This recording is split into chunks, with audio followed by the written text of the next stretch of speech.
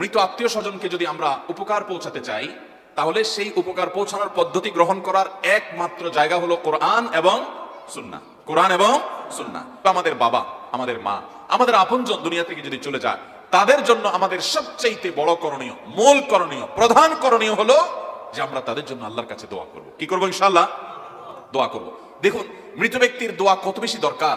আল্লাহ রাব্বুল আলামিন একজন মানুষের মৃত্যুর পর সর্বপ্রথম যে আমলটি আমাদের জন্য রেখেছেন তা হলো আমরা দ্রুততার সাথে তাকে গোসল দিয়ে তার জানাজার ব্যবস্থা করব। এই জানাজার নামাজের মধ্যে আমরা মুর্দার জন্য কি করি? সালাতুল জানাজা। এটা মূলত মুর্দার জন্য দোয়ার নামাজ, এটা দোয়ার আয়োজন মূলত। এটাতে রুকু সিজদা না, এটা পূর্ণাঙ্গ সালাতই না, নামাজই না। এটা মূলত পুরো আয়োজনটাই হলো মুর্দার জন্য দোয়ামূলক। আমরা দোয়া পড়ি। আমরা বাইতে আসছে এই হাদিসটি সহিহ মুসলিমে এবং সুনানে আরবাআ অর্থাৎ হাদিসের প্রসিদ্ধ 4টি সুনান গ্রন্থে তিরমিজি, নাসাই, আবু দাউদ, ইবনে মাজাহ এবং সহিহ মুসলিমে বর্ণিত হয়েছে। এই দোয়ার অর্থ আমরা অনেকে জানি, অনেকে জানি না। আল্লাহুম্মা ফির লি হাইয়িনা, আল্লাহ আমাদের জীবিতদেরকে মাফ করে দিন। ওয়া মাইয়িতিনা, আমাদের মৃতদেরকে মাফ করে দিন। ওয়া সাগীরিনা ওয়া কাবীরিনা, আল্লাহ আমাদের যারা বড় আছেন তাদেরকে মাফ করে দিন, যারা ছোট আছেন তাদেরকে মাফ করে দিন। আল্লাহুম্মা ফির লি হাইয়িনা ওয়া মাইয়িতিনা ওয়া শাহিদিনা ওয়া গায়িবিনা, আল্লাহ আমাদের যারা উপস্থিত তাদেরকে মাফ করে দেন, যারা অনুপস্থিত তাদেরকে মাফ করে দেন। ওয়া সাগীরিনা ওয়া কাবীরিনা, আমাদের ছোটদেরকে মাফ করে দিন, বড়দেরকে মাফ করে দিন। ওয়া যাকারিনা ওয়া উনসানা, আমাদের পুরুষদেরকে মাফ করে দিন, নারীদেরকে মাফ করে দিন। তারপর কি? ওয়া যাকারিনা ওয়া উনসানা আল্লাহুম্মা মান আহইতাহু মিন্না ফাহি আল ইসলাম, আল্লাহ আমাদের মধ্যে যারা জীবিত থাকে আপনি তাদেরকে ইসলামের উপরে জীবিত রাখুন। ইসলামের উপরে জীবিত থাকা কঠিন ভাই। চতুর্দিকে ফিতনা চলছে আমাদের ঈমান হরণ করবার জন্য। এই কঠিন সময় ঈমানের উপরে টিকে থাকা কঠিন, এজন্য দোয়া করতে হয়। এবং ওমান তাওফাইতাহু মিন্না ফাতাওফাহু আল ঈমান, আমাদের মধ্যে যাদেরকে আপনি মৃত্যু দিবেন আল্লাহ তাদেরকে ঈমানের সাথে যাওয়ার তৌফিক আপনি দান করবেন, ঈমানটা যেন নিয়ে যেতে পারি সেই তৌফিক আপনি দান করবেন। আল্লাহুম্মা লা তাহরিমনা আজরা, আল্লাহ আমাদেরকে এর বিনিময় আপনি দেওয়া থেকে মাহরুম করবেন না। ওয়ালা তুদিল্লানা বাদা, এবং যার জানাজা পড়তেছি আল্লাহ এই লোকটা চলে যাওয়ার পর আমরা যেন গোমরা না হয়ে যাই। তাহলে একজন মানুষের মারা যাওয়ার পর আমরা জানাজা নামাজে তার জন্য দোয়া করছি। এরপর যখন দাফন করছি, অনেকে এই আমলটা জানেন না। জানাজার আমল আমরা জানি, নবী করিম সাল্লাল্লাহু আলাইহি ওয়াসাল্লাম বলেছেন কেউ যদি জানাজা নামাজে শরীক হয় তাকে আল্লাহ রাব্বুল আলামিন 1 কিরাত পরিমাণ সওয়াব দান করেন। কয় কিরাত সওয়াব দান করেন? 1 কিরাত। কোন আমলের বিনিময়ে? জানাজা নামাজে শরীক হলে। যে কোনো মানুষ মারা গেছেন, আপনার পরিচিত না হয়তো, আমরা অনেকেই জানাজা পড়ি শুধু নিজের পরিচিত লোকদের, আপনার আত্মীয় স্বজনের, কিন্তু অপরিচিত লোকদের জানাজা পড়ি না। আপনি আরব দেশগুলোতে দেখবেন, আরব দেশে মানুষেরা তারা জানাজা শুনলে সেখানে চলে যায়, কারণ জানাজা শামিল হওয়া এটা একটা সওয়াবের কাজ, এটা একটা ইবাদতের কাজ। আমরা মনে করি শুধু আমার ভাই আত্মীয় স্বজন হলে আমি জানাজা পড়বো। অথচ একটা জায়গায় যাচ্ছেন, একজন অপরিচিত মানুষের জানাজা হচ্ছে, আমরা মনে করি এখানে তো আমার শরীক হওয়ার দরকার নাই। অথচ নবী করিম সাল্লাল্লাহু আলাইহি ওয়াসাল্লাম বলেছেন যে কোনো মুসলমানের জানাজা যদি আপনি শরীক হন আল্লাহ রাব্বুল আলামিন আপনাকে 1 কিরাত পরিমাণ সওয়াব দান করবেন। কয় কিরাত? কিরাতের পরিমাণ কি? নবী করিম সাল্লাল্লাহু আলাইহি ওয়াসাল্লাম তার ব্যাখ্যা বলেছেন উহুদ পাহাড়, উহুদ পাহাড় সমতুল্য। উহুদ পাহাড় দেখেছেন? উহুদ পাহাড় যারা দেখেছেন তারা জানেন মদিনাতে শুহাদায়ে উহুদের কবরের পেছনে বিশাল যে পাহাড় গোটা মদিনাকে ঘিরে আছে, যে উহুদ পাহাড় নিয়ে নবী সাল্লাল্লাহু আলাইহি ওয়াসাল্লামের অনেকগুলো হাদিস আছে। তিনি বলেছেন জাবাল উহুদ ইউহিব্বুনা ওয়া নুহিব্বুহু, এই উহুদ পাহাড় আমাদেরকে ভালোবাসে, আমরা তাদেরকে ভালোবাসি, তাকে ভালোবাসি। বিশাল আকারে এত বড় পাহাড় যে দেখলে তার বিশালতা অনুভব করা যায়। তো যদি কেউ জানাজার নামাজে শরীক হয় আল্লাহ তাকে এই উহুদ পাহাড়ের সমপরিমাণ সওয়াব দান করেন শুধু জানাজা শরীক হওয়ার মাধ্যমে। এবং জানাজা শরীক হওয়ার পর লাশের পেছনে পেছনে যখন কবরস্থানে নেওয়া হয়, যারা পেছনে পেছনে যায় এবং মাইয়েতকে কবরে রাখার পর, মাটি দেওয়ার পর, দাফন করার পর সে অপেক্ষা করে, এই পর্যন্ত যারা অপেক্ষা করে এবং মাইয়েতের জন্য দোয়া করে, এই কবর দেওয়া পর্যন্ত যদি অপেক্ষা করে এবং কবরস্থান পর্যন্ত লাশের পেছনে পেছনে যদি যায়, তাহলে আল্লাহ তাআলা তাকে আরো 1 কিরাত সওয়াব দান করেন। তাহলে 1 কিরাত সওয়াব পায় হলো উহুদ পাহাড় পরিমাণের সওয়াব পায় হলো জানাজা শরীক হলে, আর জানাজা পড়ে লাশের পেছনে পেছনে কবর পর্যন্ত গেলে আরেকটা আমল হয়ে যায়। এই দ্বিতীয় আমলটা আমরা অনেকে যাই না, জানাজা পড়ে বাড়িতে চলে যাই, অথচ দাফন পর্যন্ত যাওয়া উচিত। যাবো তো ইনশাআল্লাহ? এই যে একটা নতুন আমলের কথা শুনলাম, তাহলে এখন থেকে কোনো জানাজা নামাজ যখন আমরা পড়বো, যদি সময় থাকে চেষ্টা করবো লাশের পেছনে পেছনে যাওয়া এবং গিয়ে কবরে তাকে রাখা পর্যন্ত অপেক্ষা করার চেষ্টা করবো তো ইনশাআল্লাহ। আমরা সুন্নাত জানি না, বিদআত জানি, আমরা সঠিকটা জানি না, ভুলটা জানি। যেমন আমাদের বাংলাদেশের প্রত্যেকটা এলাকাতে প্রচলিত আছে যে লাশের খাটিয়া এটা যখন কাঁধে করে আমরা নিয়ে যাব 40 কদম পর পর কাঁধ পরিবর্তন করতে হয়, সামনে আলা পিছনে পিছনে আলা, সামনে ডানালা বামে বামালা ডানে, এরকম কথা আপনাদের এলাকায় আসেনি? অথচ এর কোনো ভিত্তি কোনো হাদিসে পাওয়া যায়। এবং অনেক কথা বলা হয় যে অমুকটা পড়ে যেতে হবে, তমুকটা পড়ে যেতে হবে। তো এই যে একটা ব্যাপার আছে, অতএব আমরা অনেকে মনে করি যে এগুলো পড়তে হয় না ভাই, বরং আমরা যখন লাশের খাটিয়া নিয়ে যাব তখন আমরা আখিরাতের কথা চিন্তা খুব স্বাভাবিকভাবে হবে এবং আমাদের এই পরিণতির মধ্যে যেতে হবে সেটার কথা আমরা মনে করব। এবং ওই কাঁধ পরিবর্তন করাটা নির্ভর করবে, জি গুরুত্বপূর্ণ কথা, যে জানাজার পরে আবার আমরা মুনাজাত করি, জানাজা নামাজটাই হলো দোয়া, এরপর আবার আলাদা করে দোয়ার কোনো প্রয়োজন নাই। আমরা জানাজার মধ্যে যে একাধিক দোয়া আছে সেটা জানি না। আল্লাহুম্মা গফির লিল হাইয়িনা মুখস্থ করেছি শুধু এটাই জানি, আরো দোয়া আছে। নবী করিম সাল্লাল্লাহু আলাইহি ওয়াসাল্লামের আরেকটা দোয়া আছে, আল্লাহুম্মা গফির লাহু ওয়ারহামহু ওয়াআফিহি ওয়াআফু আনহু ওয়াকরিম নুজুলাহু ওয়াওয়াসসি' মুদখালাহু ওয়াগসিলহু বিল মাই ওয়াল থালজি ওয়াল বারদ ওয়ানাক্কিহি মিনাদ যুনুবি ওয়াল খাতায়া ওয়ানাক্কিহি মিনাদ যুনুব আও নাক্কিহি মিনাল খাতায়া কামা ইউনাক্কা আস-সাওবুল আবয়াদু মিনাদ দানাস। এই দোয়াটাও নবী সাল্লাল্লাহু আলাইহি ওয়াসাল্লাম থেকে বর্ণিত আছে। আমরা সুন্নাহটা জানি না, কিন্তু যেটা হাদিসে নাই সেটা আমরা জানি। জানাজা নামাজের পরে আর দোয়ার কোনো প্রয়োজন, কারণ জানাজা নামাজটাই তো দোয়া। আপনি এতক্ষণ তো মুর্দার জন্য দোয়াই করলেন, আল্লাহুম্মা গফির লিল হাইয়িনা ওয়া মাইয়িতিনা, তো সালাম ফিরানোর পর আলাদা করে দোয়া করার প্রয়োজন নাই, এবং এটা সুন্নাহও নয়। এটাকে আমরা যেভাবে অপরিহার্য বানিয়ে নিয়েছি সেটা বিদআতে পরিগণিত হওয়ার আশঙ্কা আছে। তো যেটা বলছিলাম যে আমরা যখন লাশ কবরে নিয়ে যাব, তখন যারা জানাজায় শামিল হয়েছেন সময় থাকলে পেছনে পেছনে যাব, তাহলে কি হবে? ওই যে এক কিরাত, এক পাহাড় পরিমাণ সওয়াব পাওয়া যেত, এখন আরো একটা পাহাড় পরিমাণ সওয়াব যুক্ত হবে ইনশাআল্লাহ।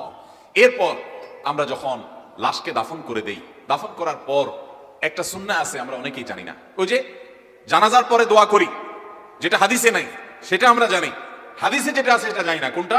সেটা হলো আপনি লাশ দাফন করার পর, মুর্দাকে কবরে রাখার পর কিবলামুখী হয়ে আল্লাহর কাছে দোয়া করবেন। প্রত্যেকে যার যার মতো দোয়া করবেন মুর্দার জন্য। এখানে দোয়া সুন্নাত, ইন্ডিভিজুয়াল ব্যক্তিগত দোয়া প্রত্যেকে করবে, এটা সুন্নাত, কিন্তু আমাদের দেশের মানুষ জানে না। নবী করিম সাল্লাল্লাহু আলাইহি ওয়াসাল্লাম মাইয়িতকে দাফন করার পরে বলেছেন, ইস্তাগফিরু লি আখিকুম ওয়াসালু লাহু আত-তাসবিহ, তোমাদের ভাই যাকে তোমরা দাফন করলে এই মানুষটার জন্য আল্লাহর কাছে এখন ক্ষমা প্রার্থনা করো এবং তার জন্য দোয়া করো। সে দুনিয়াতে যে ঈমানদার ছিল, এখন মুনকার নাকিরের প্রশ্নের জবাবে যেন ঈমানের উপরে অটল থাকতে পারে, এজন্য দোয়া করো। এজন্য দোয়া করা সুন্নাত, কিবলার দিকে ফিরে, যে আল্লাহ আপনি তাকে মাফ করে দেন, আল্লাহুম্মা গফির লাহ, আল্লাহ আপনি তাকে মাফ করে দেন, এবং ওয়াসাব্বিতহু বিল কওলি সাবিত, এবং তাকে ঈমানের উপরে অটল আপনি রাখুন। এই দোয়া আমাদের মুর্দাদের জন্য করা হলো সুন্নাত। তাহলে দেখেন, মানুষ মারা যাওয়ার পরে জানাজাতে দোয়া করছি, কবরে রাখার পরে কিবলামুখী হয়ে আমরা তার জন্য দোয়া করছি, আবার যখন আমরা কবর জিয়ারত করতে যাচ্ছি আমরা দোয়া করছি, আল্লাহুম্মা গফির লি হাইয়িনা ওয়া মাইয়িতিনা, আমরা দোয়া করছি আসসালামু আলাইকুম আহলাদ দিয়ারি মিনাল মুমিনিনা ওয়াল মুসলিমিন আনতুম সালাফুনা ওয়া নাহনু বিল আসাল ওয়া ইন্না ইনশাআল্লাহু বিকুম লাহিকুন। কোথাও কোন রিওয়ায়াতে আসসালামু আলাইকুম ইয়া আহলাল কুবুরের কথাও আছে, বিভিন্ন রকমের বর্ণনা আছে। তাহলে আসসালামু আলাইকুম আহলাদ দিয়ারি মিনাল মুমিনিনা ওয়াল মুসলিমিন ওয়া ইন্না ইনশাআল্লাহু বিকুম লাহিকুন আনতুম সালাফুনা ওয়া নাহনু বিল আসার, অর্থাৎ হে কবরবাসী, ইমানদাররা, মুসলিমগণ, তোমাদের প্রতি শান্তি বর্ষিত হোক, তোমাদের সাথে আমরাও যুক্ত হচ্ছি, বেশি দিন থাকতে পারবো না এই পৃথিবীতে, আমরাও আসতে হবে তোমাদের কাছে। তাহলে দেখেন, মানুষের মৃত্যুর পরে জানাজায় দোয়া, দাফনের পর তার জন্য দোয়া, আপনি যখন কবরে জিয়ারত করতে যাচ্ছেন সেখানেও তার জন্য দোয়া করছেন, আর এরপরও সারা জীবন তার জন্য দোয়া করছেন। এখান থেকে বোঝা যায় একজন মানুষের মৃত্যুর পর আমরা জীবিত মানুষগুলো তাদের জন্য সবচেয়ে বেশি যে কাজটা করতে পারি বা করা উচিত, যেটা তাদের উপকারে দিবে, সেটা হলো দোয়া। ইবনে মাজাহ যে হাদিসটি একটু আগে আমি শোনালাম, সেই হাদিস থেকে আপনারা জানলেন যে একজন ব্যক্তিকে যখন তার জান্নাতে মর্যাদা উন্নীত করা হয়, বারজাখি জীবনে জান্নাতের নিয়ামত বুলন্দ করা হয়, তিনি জিজ্ঞাসা করেন আন্না হাদা, কোত্থেকে এলো? তখন তাকে বলা হয় ইস্তিগফারি ওয়ালাদিকা লাক, তোমার সন্তান, আমাদের প্রিয়জনরা যারা জীবদ্দশায় আছি তারা যখন ইস্তিগফার করি, দোয়া করি, এর মাধ্যমে মাইয়িতের কি হয়? উপকার হয়। অতএব আমাদের মৃত মানুষদের জন্য আমরা দোয়া করবো তো ইনশাআল্লাহ। দোয়ার ক্ষেত্রে এসে বিরাট একটা ঝামেলা তৈরি হয়, সেটা কি? দোয়ার তিনটা ফরম্যাট আছে। কয়টা ফরম্যাট আছে? মৃত ব্যক্তির জন্য দোয়ার ফরম্যাট কয়টা আছে? তিনটা আমাদের সমাজে। এক, নিজে দোয়া করা, আত্মীয় স্বজন সবাই যার যার মতো দোয়া করো মাইয়িতের জন্য, এটা একটা ফরম্যাট, যে নিজেরা দোয়া করা। ফরম্যাট নম্বর দুই, কোন আলেম ওলামা, হাফেজ সাহেব, ইমাম সাহেব, খতিব সাহেব, মাদ্রাসার শিক্ষক সাহেব এবং যে কোনো মুরব্বী বা যে কোনো মুসলমানের কাছে দোয়া চাওয়া, এটা আরেকটা ফরম্যাট। যে আমার বাবা মারা গেছে, হুজুর আপনি একটু দোয়া করে দিন, ভাই আপনি একটু দোয়া করিয়েন, বাবা আমার আব্বার জন্য দোয়া করিয়েন, এটা হলো দোয়া চাওয়া। দুইটা ফরম্যাট হলো। আর তিন নম্বর ফরম্যাট হলো দোয়া করানো। তিন নম্বরটা কি? দোয়া করা, দোয়া চাওয়া আর দোয়া করানো। পার্থক্য আছে কিন্তু, আপনারা মনে করছেন সব একই, না, একই না। দোয়া করা হলো প্রত্যেকে যার যার, আমি দোয়া করছি আমার ভাই বোন, ভাগিনা ভাগ্নি, ভাতিজা ভাতিজি সবাই মিলে দোয়া করছে আমার আব্বা জানের জন্য, আপনি আপনার আব্বা জানের জন্য, আপনার ফ্যামিলি সবাই দোয়া করছে। এটা হলো দোয়ার প্রধান এবং মূল ফরম্যাট, এটাই আমাদের সবচেয়ে বেশি করা উচিত।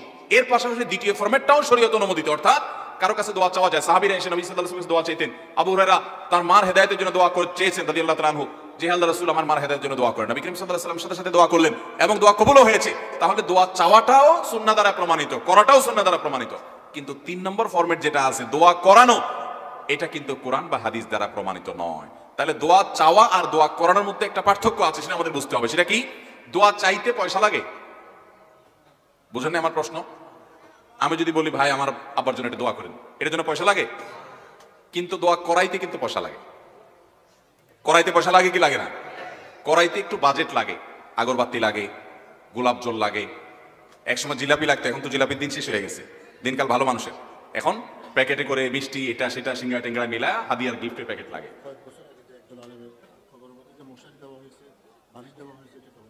ও কবরে মশারি বালিশও দেওয়া হয় নাকি আপনাদের এলাকায়? আচ্ছা, অন্য একটা জায়গা। মাশাআল্লাহ মাশাআল্লাহ, মশারি বালিশও কবরে দেওয়া হয়। আমরা দেখেছি অবশ্য যে কেউ কেউ কবর পাকা করে সুন্দর করে সেখানে পারলে স্বর্ণ গহনা ইত্যাদি খোদাই করে দিয়ে তারপর লাশ সেখানে রাখছেন। দেখুন, মানুষের মৃত্যুর পর কি করলে তার উপকারে আসবে আর কি করলে তার উপকারে আসবে না, আমরা শুরুতেই বলছি সেটা জানার একমাত্র সূত্র হলো ওহী, কোরআন এবং সুন্নাহ। আপনি মন গড়া পদ্ধতিতে চাঁদে কি কাজে আসবে আর কি কাজে আসবে না, এটা যে চাঁদে গেছে তিনি বলতে পারবেন। আপনি যদি এখান থেকে আপনার মন মতো জিনিসপত্র নিয়ে যান, কাজ হবে? আমাদের দেশ থেকে হাজী সাহেবরা যখন হজে যান, উমরা যান, যারা আগে গেছে তাদের কাছে এজেন্সি লোকদেরকে জিজ্ঞাসা করে, ভাই কি নিয়ে যাব? এখনকার অনেক মুরব্বী আছে, দেখা যায় চিড়া মুড়ি নিয়ে যায়, বদনা নিয়ে যায়, প্লেট নিয়ে যায়। আমি গত বছরও দেখেছি এয়ারপোর্টে যে এক মুরব্বী বদনা নিয়ে যাচ্ছে। তো আমি চিন্তা করলাম, উনি বদনা নিয়ে যাচ্ছে কারণ উনি বাংলাদেশে জানে যে বাথরুম সারার পর বদনা লাগে ব্যবহার করতে। ওখানে যে বদনার কোনো অপশন নাই, বরং স্প্রে আছে প্রত্যেকটা টয়লেটে, এটা উনি জানেন না। আর যদি আপনি পশ্চিমা দেশগুলোতে যান, জাপানে চলে যান, তো দেখবেন স্প্রেও নাই, ওখানে শুধু টিস্যু আছে। আপনি বদনা যে পানি নিয়ে ব্যবহার করবেন ওই ব্যবস্থাও নাই। তো যেখানে যাবেন আপনি, সেখানে কোনটা কাজে আসবে কোনটা কাজে আসবে না মন মতো নিয়ে গেলে কি কাজ হবে? তাহলে সেখানে যে গিয়েছেন সেখানকার ব্যাপারে যিনি জানেন তার কাছ থেকে জিজ্ঞাসা করে নিয়ে গেলে সেটা কাজে আসবে। ঠিক একই ভাবে কিয়ামতে, আখিরাতে, কবরে, বারজাখে, মৃত্যু পরবর্তী জীবনে আমাদের কি কাজে আসবে না আসবে, আমরা কি কেউ কি সেখানে যাই আসছি? নবী সাল্লাল্লাহু আলাইহি ওয়াসাল্লামকে আল্লাহ তাআলা মেরাজে নিয়ে গেছেন, ইসরায় নিয়ে গেছেন, তাকে আল্লাহ দেখিয়েছেন, তার কাছে ওহী পাঠিয়েছেন।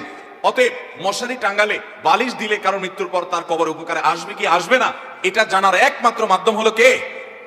কোরআন এবং সুন্নাতে রাসূল সাল্লাল্লাহু আলাইহি ওয়াসাল্লামের সূত্র, এছাড়া আর কোথাও থেকে পাওয়ার সুযোগ নাই। তাহলে মুহতারাম হাজিরিন, আমাদের মৃত ব্যক্তিদের জন্য আমরা দোয়া করব, দোয়া চাইবো, কিন্তু দোয়া করানোটা শরআন জায়েজ নাই। দোয়া করাইতে হলে বাজেট লাগে, যেটা বলছিলাম, হুজুরের জন্য একটা হাদিয়া লাগে। আপনাদের চিটাগাং এলাকারই একটা জিনিস ফেসবুকে বেশ ভাইরাল হয়েছিল যে বিভিন্ন অকেশনে যে দোয়া করা হয়, সেখানে বলা আছে যে যদি আপনি এখানে এত টাকা দেন তাহলে দোয়া মোটামুটি করা হবে, আর যদি বাজেটটা এত হয়, যেমন 200 হলে শুধু দোয়া হবে, আর 500 হলে দোয়ার সাথে হালকা কান্নাকাটিও হবে, আর যদি 1000 হয় তাহলে দোয়ার সাথে যে কান্নাকাটি হবে ওইটা লাস্টিং একটু বেশি করবে।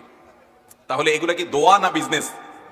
সারা বিশ্বের সমস্ত ওলামা ইকরাম একমত যে মৃত ব্যক্তির জন্য দোয়া করিয়ে টাকা দেওয়া এবং দোয়া করে টাকা নেওয়া, এই দুইটাই হারাম এবং নাজায়েজ। এটা জায়েজ হওয়ার কোনো পথ নাই। ভাইরা আমার, আমরা অনেকে না জেনে এই কাজগুলো করে থাকি। আমাদের বাবা মা দুনিয়া থেকে চলে যাওয়ার পর, প্রিয়জনরা চলে যাওয়ার পর আমরা অনেকে দিলটা নরম হয়ে যায়, তাদের জন্য কিছুটা করতে চাই। এই ব্যাকুলতা থেকে আমরা ভুল পথে পা বাড়াই। যেমন একটা আমল সারা দেশে ব্যাপকভাবে প্রচলিত আছে, হয়তো আপনাদের এলাকাতেও আছে, সেটা হলো যে আমাদের আত্মীয় স্বজন বা প্রিয়জনরা মারা গেলে তাদের লাশের পাশে মাদ্রাসার ছাত্রদেরকে ভাড়া করে আনি, তারা বসে চতুর্পাশে ঘিরে কোরআন তেলাওয়াত করে। আছে না নাই? আল্লাহ কোরআনে বলেছেন সূরা নাজমের মধ্যে, ওয়া আল্লাইসা লিল ইনসানি ইল্লা মা সাআ, মানুষ যা নিজে করবে সেটা সে পাবে, আরেকজন করলে সেটা পাবে না। অতএব কোরআন তেলাওয়াত বাচ্চারা তেলাওয়াত করলে তাদের সওয়াব হবে, মুর্দার কোনো এখানে উপকার হবে না। তাছাড়া কোরআন তেলাওয়াত যদি আপনি শুনাইতে চান তাহলে জীবিত ব্যক্তিকে কোরআন শোনাবেন, কোরআনের অর্থ বুঝাবেন, মৃত ব্যক্তিকে কোরআন আপনি শোনানোর ক্ষমতাও নেই। ইন্নাকা লা তুসমিউল মাউতা, আল্লাহ কোরআনে বলেছেন তুমি মৃত ব্যক্তিকে শোনাবার ক্ষমতা রাখো। তাহলে মুর্দার চারপাশে কোরআন তেলাওয়াত পড়া এটা শরিয়া কর্তৃক নির্দেশনা, কিন্তু আমরা অনেকে করি। তো যাই হোক, মুর্দার জন্য আমাদের দোয়াটা সবচেয়ে বেশি প্রয়োজন। দোয়ার ক্ষেত্রে সমস্যা হলো যে বললাম, আমরা দোয়া করি যতটুকু, তার চেয়ে বেশি দোয়া চাই আর তার চেয়ে বেশি দোয়া করাই। মুর্দার জন্য দোয়া করানো শরীয়তে জায়েজ নাই। অর্থাৎ করানো বলতে টাকা পয়সা দিয়ে, ভাড়াটিয়া লোক দিয়ে দোয়া করানো, এটা শরীয়তে জায়েজ নাই। কিন্তু দোয়া চাওয়া জায়েজ আছে, আর যার যার নিজের দোয়া তিনি করতে পারেন। ভাইরা আমার, একটা বড় জটিলতা হলো আমরা দোয়া করতে চাই না। আমরা দোয়া করতে চাই না কেন? কারণ আমরা বলি হুজুর আমি গুনাহগার মানুষ, আমার দোয়া কি কবুল হবে? এই জন্য আমি টাকা দিয়ে হুজুর ঠিক করি যে হুজুর দোয়া করুক, কারণ দোয়ার যে মায়ের প্যাচ, হুজুররা দোয়া করলে কত সুন্দর সুর দিয়ে, কবিতা বলে, শের বলে, কত সুন্দর ভাবে হেসে কেন্দে, বিভিন্ন ভাবে ছন্দে ছন্দে মিলিয়ে, তাল মিলিয়ে কত সুন্দর হুজুররা দোয়া করে, আমাদেরও চোখের পানি পড়ে আর চলে যায়। কিন্তু আমি তো এরকম দোয়া পারি না। তো এই জন্য আমরা চাই যে হুজুরদেরকে টাকা পয়সা দিয়ে দিই, ওনার বাপের জন্য দোয়া করে দেখ, আমার মায়ের জন্য দোয়া করে দেখ। সব জায়গায় কন্ট্রাক্টরই চলে, আমরা সব জায়গায় পয়সা দিয়ে কাজ সারতে চাই, মনে করি এখানে পয়সা দিয়ে কাজ সারবো।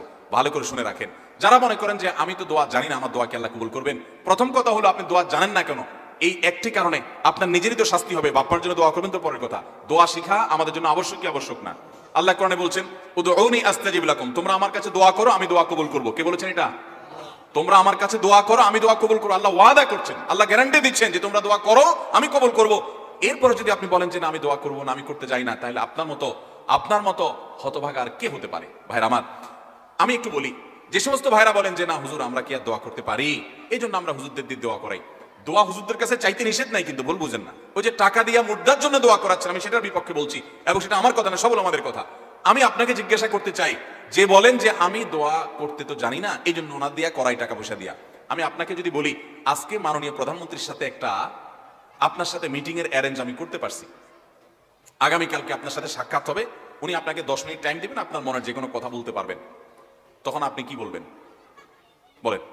আপনি বলবেন যে আসলে প্রধানমন্ত্রী তো অনেক পরের কথা, এলাকার চেয়ারম্যান সাহেবের কাছে একটা জিনিস গোছায় আমি বলতে পারি না, আমি কথা সুন্দর করে গোছায় বলতে পারি না, তো এটা তো আমার জন্য জটিল হবে, তো আমি যেতে পারবো না, আমি আমার এক বন্ধুকে পাঠাচ্ছি, আমার কথাগুলো সে বলে দিবে। এই কাজ কেউ করবে?